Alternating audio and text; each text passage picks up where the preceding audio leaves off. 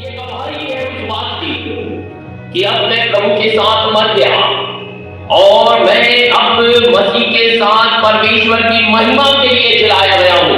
मेरी महिमा नहीं, मैं नहीं, मसीह मुझ में जीवित है। अब मेरा जीवन उस धार्मिकता से परिपूर्ण होना जरूरी है। बहाने नहीं चलेंगे मसीह जीवन।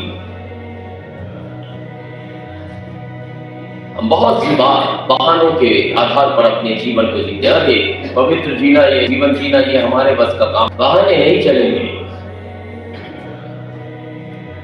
अपनी इच्छाएं नहीं चलेंगे। वहां परमेश्वर की इच्छा महत्व, पवित्रता के साथ, धार्मिकता के साथ, परमेश्वर के साथ सही संबंध हमारा।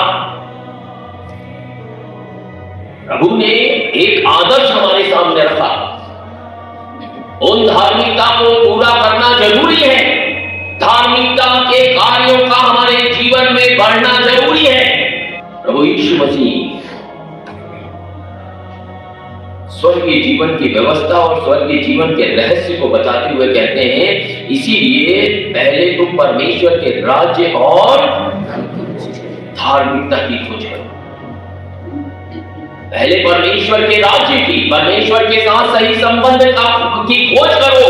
उसके बाद संसार की समस्त तुम्हारी आवश्यकताएं पूर्ण कर दी जाएंगी।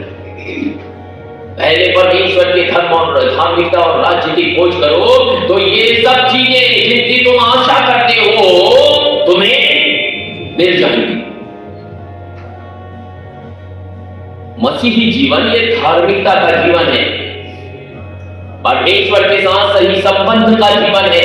प्रभु यीशु मसीह ने परमेश्वर की व्यवस्था को पूरा करते हुए इस बात को बताया कि परमेश्वर धार्मिकता की मांग करते हैं।